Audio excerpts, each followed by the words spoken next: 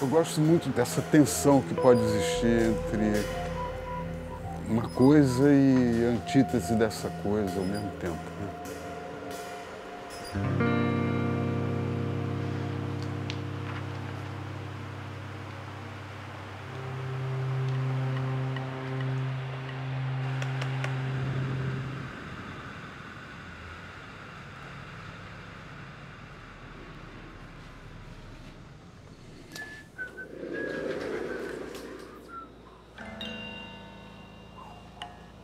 Eu tenho amigos assim, teóricos e artistas, que sempre implicaram comigo, porque desde o começo eu botava nome em cada trabalho que eu fazia. E houve uma época que isso era completamente démodé, assim, era mau gosto e tal. Talvez eu sempre preferisse aquele pintura K207B, assim. Eu achava que era mais fácil, se tivesse que se referir, você batizar.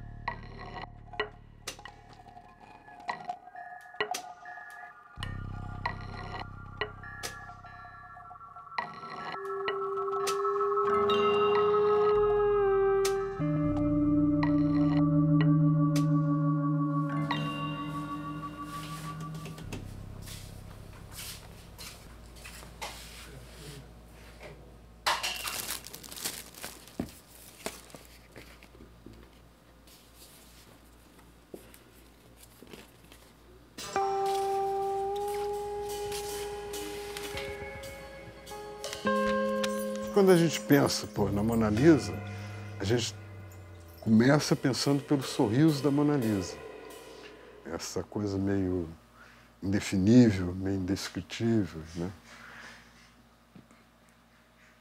Daí, quando eu recebi o convite para pensar num projeto para La Vache-qui-rit,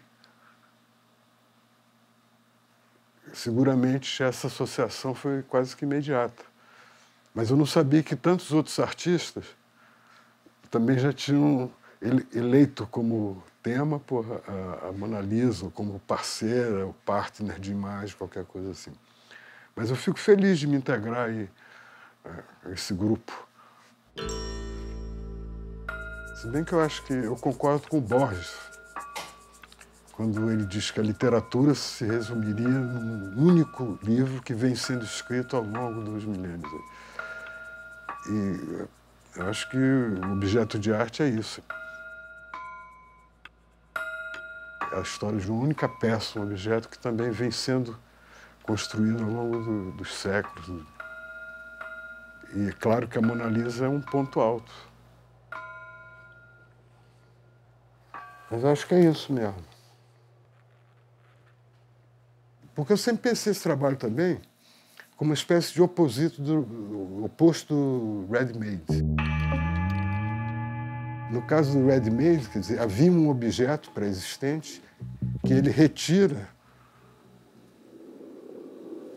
da prateleira comercial, da linha de montagem, e leva isso para um evento, uma instituição. De alguma maneira, ele sacraliza obedecendo o mesmo ritual de obra de arte.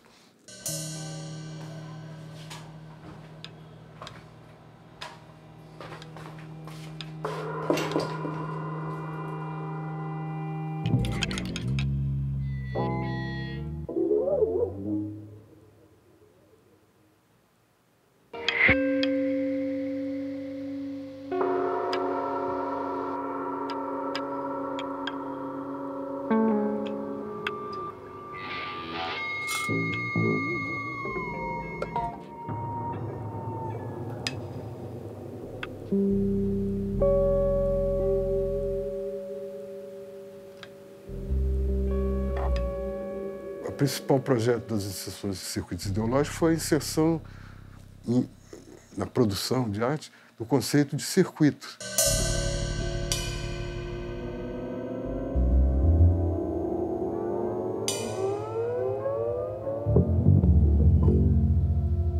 De uma coisa que já está aí e você usa.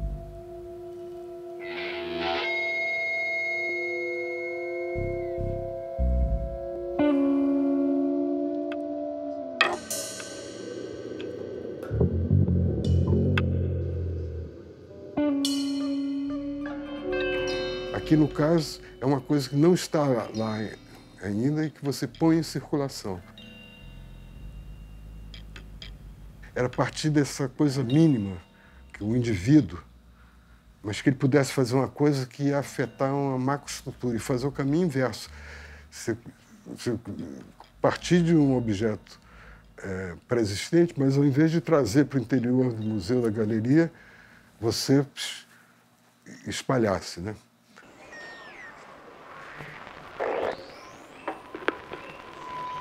Lina.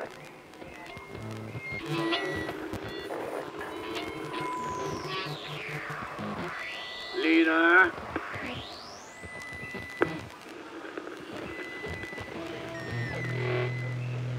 Lina. Va a fare un caffè.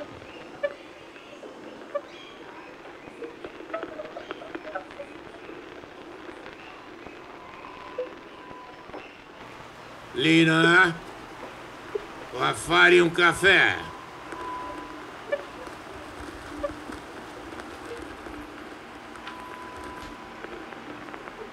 Lina, va a fare un caffè.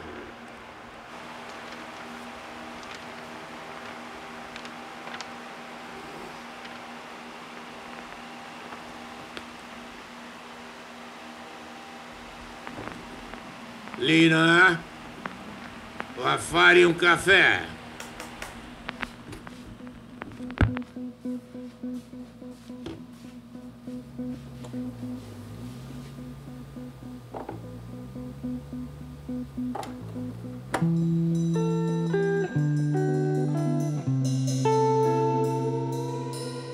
Essa peça chama-se Cruzeiro do Sul.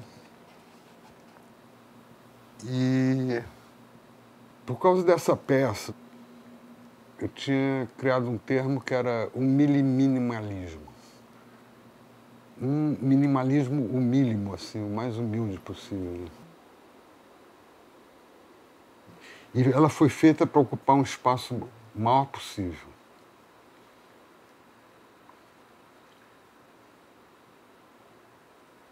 Por exemplo, Le Grand Palais. Só isso aqui no centro seria perfeito. Mas eu sempre, desde o início, um espaço não menor que 200 metros quadrados. A ideia é essa, funcionar por contraste mesmo, explicitar a questão da escala, assim, dos compassos. Eu gostava de imaginar que você entrasse num espaço para ver arte e você tivesse que procurar com a lupa.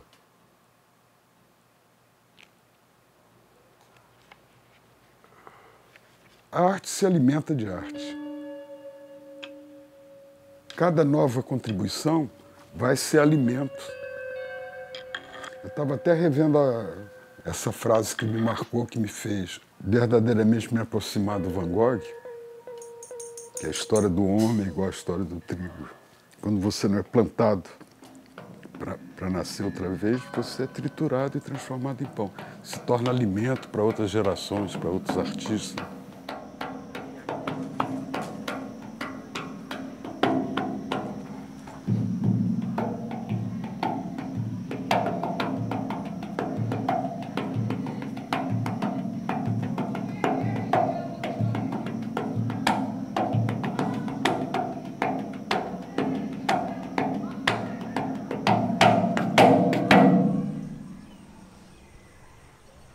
E eu comecei a me dedicar mais às instalações, que normalmente é um único trabalho imenso, mas que foram feitos, por ironia, para uma pessoa visitar no tempo que quisesse, né, sozinho.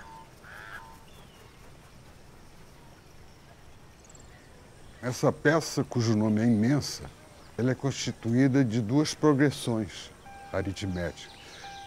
As mesas obedecem à razão de 1/4 e as cadeiras de meio.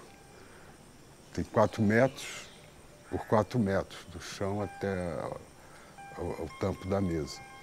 E claro que isso pode ser lido como uma espécie de fractal, ou seja, a ideia era que fosse cada vez mais apoiado em mesas cada vez menores, sempre na razão de um quarto, progressivamente, em direção ao infinitamente pequeno, e assim como esse conjunto apoiaria 4 pés de uma mesa de 16 metros.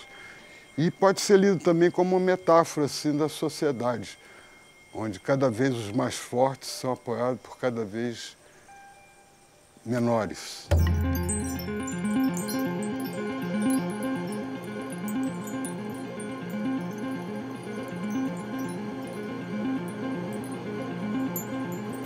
Esse trabalho é dedicado ao meu filho mais novo, Orson Joaquim, porque quando ele era pequeno, ele via alguma coisa e ele queria experimentar com os pés.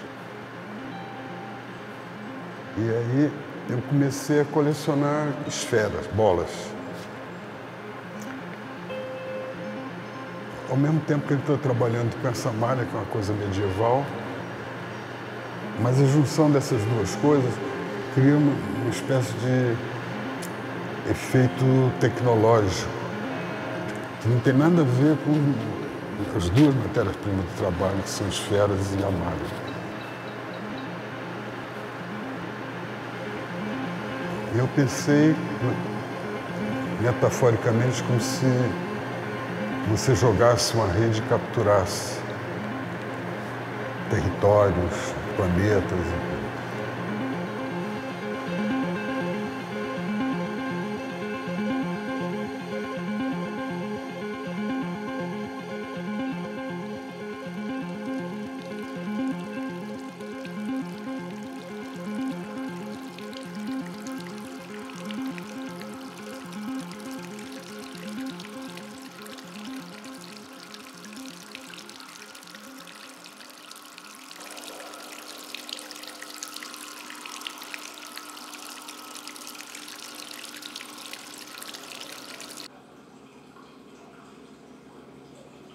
Na verdade, eu acho que a maneira que eu trabalho tem duas coisas, né?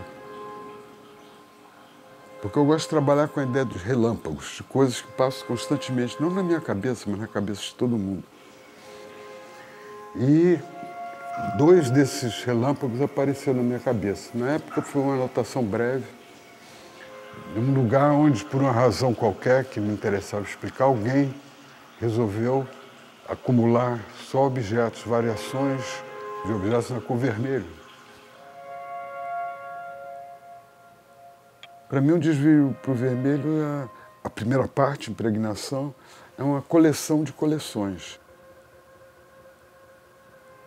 Tem uma escrivania, do que tem na geladeira, do que tem no guarda-roupa, do que tem no estante. E aí, de repente, de uma frase, o resultado final é uma coisa grande, complicada, cheia de elementos e tal.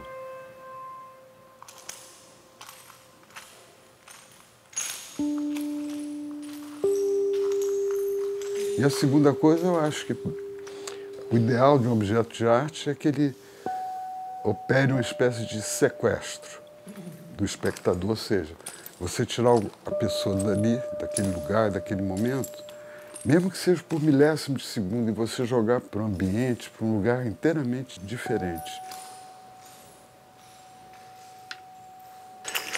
E eu resolvi fazer uma espécie de labirinto constituído de elementos de interdição, que era obstáculo, mas que o olhar podia passar. E para criar a base, eu criei uma base de cacos de vidro. E quando eu botei no chão e comecei a andar, eu achei que era um complemento ideal para a ideia da peça, porque você enfatiza essa coisa do perigo, da iminência, e também joga com essa coisa de um vidro que se rompe.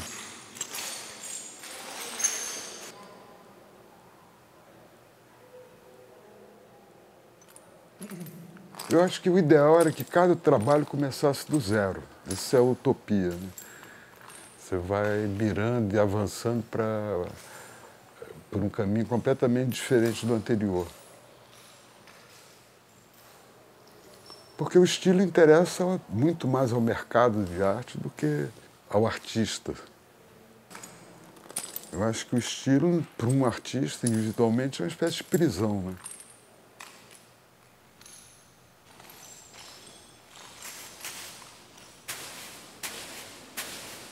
Você tem que estar sempre se adequando a uma coisa que você já fez antes, que foi bem sucedida, então você fica repetindo isso.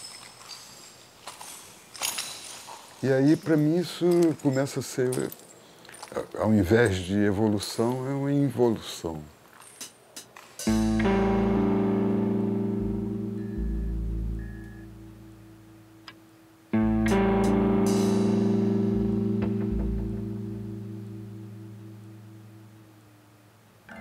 Eu acho que a grande experiência humana é ser livre mesmo, é poder extrapolar qualquer cerceamento cultural, político, ideológico.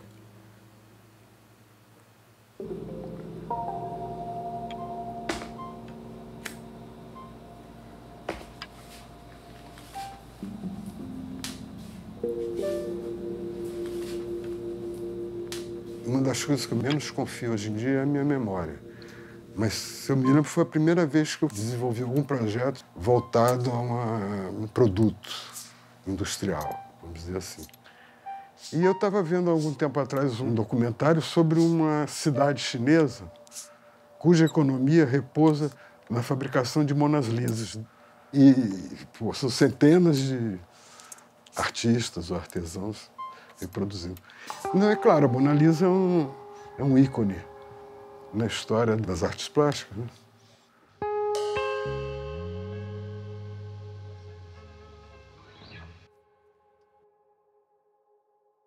Nada sei, nada sou, nada valho. E eu gosto muito dessa frase porque ela te coloca no devido lugar, né?